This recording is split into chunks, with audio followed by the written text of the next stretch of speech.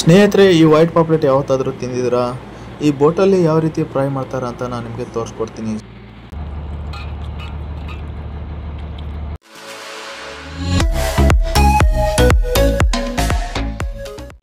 Hi, ನಮಸ್ಕಾರ ಸ್ನೇಹಿತರೆ, ನೀವು ನೋಡ್ತಿರೋ ಮತ್ಸ್ಯವೀರ ಚಾನಲ್ಗೆ ಸ್ವಾಗತ. ಸ್ನೇಹಿತರೆ, ಈ ಟ್ರೋಲಲ್ಲಿ ಬಲೆಗೆ ಸಿಕ್ಕಿರುವಂಥ ವೈಟ್ ಪಾಪ್ಲೆಟ್ ಇದು. ಇವತ್ತು ಈ ಮೀನನ್ನು ಕಟ್ ಮಾಡಿಬಿಟ್ಟು ವೈಟ್ ಪಾಪ್ಲೆಟ್ನ ಫ್ರೈ ಮಾಡ್ತಾರೆ. ಬೋಟಲ್ಲಿ ದುಡಿಯುವಂಥ ಮೀನುಗಾರರು ಹೆಚ್ಚಿನದಾಗಿ ಈ ಮೀನನ್ನು ತಿನ್ನೋಕ್ಕೆ ತುಂಬಾನೇ ಇಷ್ಟಪಡ್ತಾರೆ. ಸ್ನೇಹಿತರೆ, ಈ ಬೋಟ್ ಅಂತ ನಾನು ಹೇಳ್ತಾ ಇಲ್ಲ, ಎಲ್ಲ ಬೋಟಲ್ಲೂ ಕೂಡ ಫ್ರೆಶ್ ಆಗಿರುವಂಥ ಮೀನು ತಿನ್ನೋಕ್ಕೆ ತುಂಬಾನೇ ಇಷ್ಟಪಡ್ತಾರೆ. ನಮ್ಮ ಕರಾವಳಿ ಭಾಗದಲ್ಲಿ ಈ ಮೀನಿಗೆ ತುಂಬಾನೇ ಬೇಡಿಕೆ ಇದೆ. ಸಿಗೋದು ತುಂಬಾ ಅಪರೂಪದ ಮೀನು. ಆ ಸಲುವಾಗಿ ಈ ಮೀನಿಗೆ ತುಂಬಾನೇ ಡಿಮ್ಯಾಂಡ್ ಜಾಸ್ತಿ ಮಾಡ್ತಾರೆ. ಈ ಮೀನಿನ ದರ ತುಂಬಾನೇ ಕಾಸ್ಟ್ಲಿ ಆಗಿರುತ್ತೆ. ಅಂಥದ್ರಲ್ಲಿ ಈ ಮೀನಿನ ಸಾಂಬಾರಾಗ್ಲಿ ಅಥವಾ ಫಿಶ್ ಫ್ರೈನೇ ಆಗ್ಲಿ ನಾಲಿಗೆಗೆ ಏಳ್ಸಿ ಮಾಡಿಟ್ಟಿರುವಂಗೆ ರುಚಿ ಕೊಡುತ್ತೆ ಈ ಮೀನು. ಹಾಗಾಗಿ ಹೆಚ್ಚಿನದಾಗಿ ಈ ಮೀನುಗಾರರು ಈ ಮೀನನ್ನ ತಿನ್ನೋಕೆ ತುಂಬಾನೇ ಇಷ್ಟಪಡ್ತಾರೆ. ಹಾಗೆ ನೀವು ಯಾವತ್ತಾದ್ರೂ ಈ ಮೀನನ್ನ ತಿಂದಿದ್ರೆ ಇದರ ಸವಿ ರುಚಿಯ ಬಗ್ಗೆ ಕಮೆಂಟ್ ಬಾಕ್ಸ್ ಅಲ್ಲಿ ಸ್ವಲ್ಪ ತಿಳಿಸಿ. ಈ ಮೀನು ತಿನ್ನದೇ ಇದ್ದವರು ಕೂಡ ಈ ಮೀನಿನ ರುಚಿ ಬಗ್ಗೆ ಸ್ವಲ್ಪ ತಿಳ್ಕೊಳ್ಳಿ. ಇಡೀ ಪಾಪ್ಲೆಟ್ಗೆ ಚಿಕ್ಕದಾದಂತ ಬರೇನ ಹಾಕ್ಬಿಟ್ಟು ತವಾ ಫ್ರೈ ಕೂಡ ಮಾಡಬಹುದು. ಆದ್ರೆ ಒಂದು ಕಾವಲಿಗೆ 2 ಮೀನು ಹಿಡಿಯುತ್ತೆ.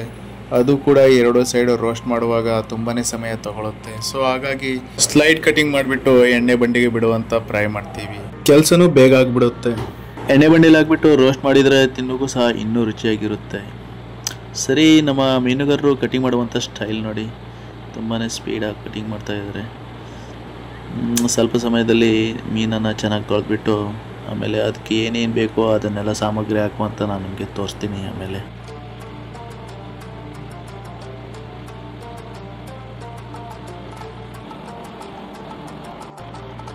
ಫೈನಲಿ ಎಲ್ಲ ಪಾಪ್ಲೆಟ್ ಮೀನುಗಳು ಕಟಿಂಗ್ ಮಾಡಿ ಆಯಿತು.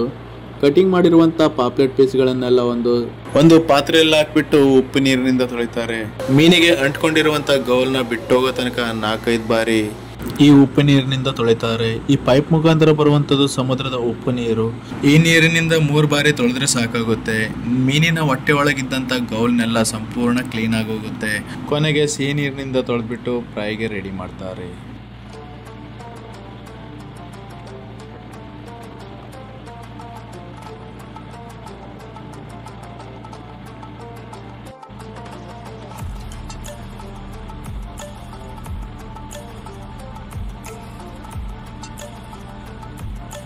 ಸಿಹಿ ನೀರಿನಿಂದ ತೊಳೆದಾದ ನಂತರ ರುಚಿಗೆ ತಕ್ಕಷ್ಟು ಉಪ್ಪನ್ನು ಹಾಕ್ತಾರೆ. ಹಾಗೆ ಅರಿಶಿನ ಪುಡಿನ ಹಾಕ್ಬಿಟ್ಟು ಮೀನಿನ ಎಲ್ಲಾ ಭಾಗಕ್ಕೆ ಉಪ್ಪು ಮತ್ತು ಅರಿಶಿನ ಅಂಟ್ಕೊಳ್ಳೋವರೆಗೂ ಪಾತ್ರೆನ ಚೆನ್ನಾಗಿ ಆಡಿಸ್ಬಿಟ್ಟು 1-2 ನಿಮಿಷ ನೆನೆಸ್ಲಿಕ್ಕೆ ಇಟ್ಬಿಡ್ತಾರೆ. ಪಾತ್ರೆನ ಈ ರೀತಿ ತಿರ್ಸೋದ್ರಿಂದ ಉಪ್ಪು ಮತ್ತೆ ಅರಿಶಿನ ಪುಡಿ ಎಲ್ಲ ಕಡೆನೂ ಅಂಟ್ಕೊಳ್ಳುತ್ತೆ. ಇನ್ನೊಂದು ಪಾತ್ರೆಯಲ್ಲಿ ಸ್ವಲ್ಪ ನೀರನ್ನು ಹಾಕ್ಬಿಟ್ಟು ಅದೇ ಪಾತ್ರೆಯಲ್ಲಿ ಒಂದು ಫಿಶ್ ಫ್ರೈ ಮಸಾಲನ್ನು ಹಾಕಿ ಚೆನ್ನಾಗಿ ಕಲ್ಸ್ಕೋಬೇಕು. ಸ್ವಲ್ಪ ದಪ್ಪಗೆ ಆಗಿ ಕಲ್ಸ್ಕೋಬೇಕು, ಯಾಕಂದ್ರೆ ತಳ್ಳಗಾದ್ರೆ ಮೀನಿಗೆ ಅಂಟ್ಕೊಳ್ಳಲ್ಲ. ಬೋಟಲ್ಲಿ ಯೂಸ್ ಮಾಡುವಂತ ಫಿಶ್ ಫ್ರೈ ಪ್ಯಾಕೆಟ್ನ ನೋಡ್ಕೊಳ್ಳಿ. ನಮ್ಮ ಕರಾವಳಿ ಕಡೆ ಎಲ್ಲ ಬೋಟಲ್ಲೂ ಇಂತಹ ಫಿಶ್ ಫ್ರೈ ಮಸಾಲನ ತಗೊಂಡು ಹೋಗ್ತಾರೆ. ಈ ಫಿಶ್ ಫ್ರೈ ಮಸಾಲದಲ್ಲಿ ಹುಳಿ, ಖಾರ, ಉಪ್ಪು ಎಲ್ಲ ಇರುತ್ತೆ. ಇದರ ಜೊತೆ ಶುಂಠಿ ಬೆಳ್ಳುಳ್ಳಿ ಪೇಸ್ಟ್ ಆಡ್ ಮಾಡಿದ್ರೆ ಇನ್ನೂ ಚೆನ್ನಾಗಿರ್ತಿತ್ತು. ಶುಂಠಿ ಬೆಳ್ಳುಳ್ಳಿ ಪೇಸ್ಟ್ ಖಾಲಿ ಆಗಿರೋದ್ರಿಂದ ಉಪ್ಪು, ಅರಿಶಿನ ಪುಡಿ ಮತ್ತು ಫಿಶ್ ಫ್ರೈ ಮಸಾಲನ ಹಾಕ್ಬಿಟ್ಟು ಫ್ರೈ ಮಾಡ್ಕೊಳ್ತೀವಿ. ಸ್ಲೈಡ್ ಕಟಿಂಗ್ ಮಾಡಿರುವಂತಹ ಪಾಪ್ಲೆಟ್ ಪೀಸ್ಗಳಿಗೆ ಮಸಾಲೆನ ಕೈಯಿಂದ ಅಪ್ಲೈ ಮಾಡ್ಬೇಕಂತ ಅವಶ್ಯಕತೆನೇ ಇರಲ್ಲ. ಒಂದೇ ಪಾತ್ರೆಯಲ್ಲಿ ಮೀನು ಮತ್ತು ಮಸಾಲೆನ ಹಾಕ್ಬಿಟ್ಟು ಎಲ್ಲಾ ಮೀನಿಗೂ ಮಸಾಲೆನ ಅಂಟ್ಕೊಳ್ಳೋವರೆಗೂ ಪಾತ್ರೆನ 1-2 ನಿಮಿಷ ಆಡಿಸ್ಬೇಕು. ಹೀಗೆ ಮಾಡಿರೋದ್ರಿಂದ ಮಸಾಲೆ ಚೆನ್ನಾಗಿ ಅಂಟ್ಕೊಳ್ಳುತ್ತೆ. ಹಾಗೆ ಮಸಾಲೆನ 10 ನಿಮಿಷ ನೆನೆಸಿಡ್ಬೇಕು. ಮಸಾಲೆ 20 ನಿಮಿಷ ತನಕ ನೆನೆಸಿಟ್ಟಿದ್ರೆ ಫ್ರೈ ತಿನ್ನೋಕ್ಕೂ ತುಂಬಾನೇ ಟೇಸ್ಟಿ ಆಗಿರುತ್ತೆ. ಗ್ಯಾಸ್ ಒಲೆಯಲ್ಲಿ ಎಣ್ಣೆ ಬಂಡಿನ ಇಟ್ಟಿದ್ದಾರೆ. ಸನ್ಫ್ಲವರ್ನ ಆಯಿಲ್ ಹಾಕ್ಬಿಟ್ಟು ಫ್ರೈ ಮಾಡುವಂತ ಕಾರ್ಯಕ್ರಮನ ಶುರು ಮಾಡೋಣ. ಸನ್ಫ್ಲವರ್ ಆಯಿಲ್ನ ಹಾಕ್ತಾ ಇದ್ದಾರೆ. ಅದು 10 ನಿಮಿಷ ಕಾಯಬೇಕು. ಕಾದಾದ ನಂತರ ಒಂದೊಂದಾಗಿ ಮೀನು ಬಿಡ್ತಾ ಹೋಗಬೇಕು. ಎಣ್ಣೆ ಕಾದಾದ ನಂತರ ಮ್ಯಾರಿನೇಟ್ ಮಾಡಿರುವಂಥ ಪಾಪ್ಲೆಟ್ ಪೀಸ್ನೆಲ್ಲ ಒಂದೊಂದಾಗಿ ಇಡ್ತಾ ಹೋಗಬೇಕು. ಗ್ಯಾಸ್ ಒಲೆನ ಹೈ ಫ್ಲೇಮಲ್ಲಿ ಇಟ್ಕೋಬೇಕು. ಒಂದು ವೇಳೆ ಲೋ ಫ್ಲೇಮಲ್ಲಿ ಇಟ್ಕೊಂಡಿದ್ರೆ ಇಡೀ ಫ್ರೈಗೆ ಎಣ್ಣೆ ಅಂಶನೇ ಅಂಟ್ಕೊಂಡಿರುತ್ತೆ. ಹೈ ಫ್ಲೇಮಲ್ಲಿ ಇಟ್ಕೊಂಡಿದ್ರೆ ಎಣ್ಣೆ ಅಂಶನೆಲ್ಲ ಬಿಟ್ಕೊಡುತ್ತೆ. ಫ್ರೈ ತಿನ್ನೋಕ್ಕೂ ತುಂಬ ರುಚಿಯಾಗಿರುತ್ತೆ. ಸ್ವಲ್ಪ ದೂರ ಬಿಡಿಸಿಡ್ಬೇಕು, ಇಲ್ಲಾಂದ್ರೆ ಎಲ್ಲ ಮೀನು ಅಂಟ್ಕೊಳ್ಳುತ್ತೆ.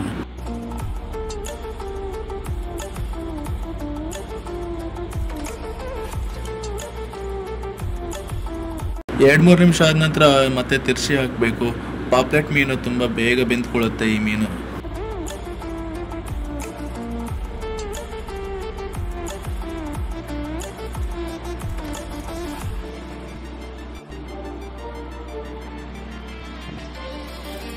ಗ್ಯಾಸ್ ಒಲೆನ ಹೈ ಫ್ಲೇಮಲ್ಲಿ ಇಟ್ಟಿರೋದ್ರಿಂದ ಎಣ್ಣೆನ ಮೇಲ್ಗಡೆ ಹಾರುತ್ತೆ. ಎಣ್ಣೆ ಬಂಡಿಯಲ್ಲಿ ಜಾಗ್ರತೆಯಿಂದ ಒಂದೊಂದಾಗಿ ಮೀನು ಇಡ್ತಾ ಹೋಗ್ಬೇಕಾಗುತ್ತೆ.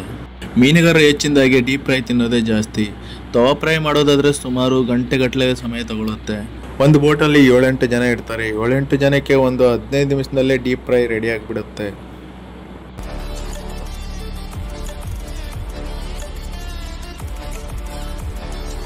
ಮೀನ್ ಫ್ರೈ ನೋಡ್ತಾ ಇದ್ರೆ ಹಂಗೆ ಹೋಗಿ ತಿನ್ಬೇಕು ಅನ್ಸುತ್ತೆ. ನೋಡಿ ಎಷ್ಟು ಚೆನ್ನಾಗಾಗಿದೆ ಮೀನ್ ಫ್ರೈನ. ಒಂದೊಂದಾಗಿ ಹತ್ತಾ ಇದ್ದಾರೆ.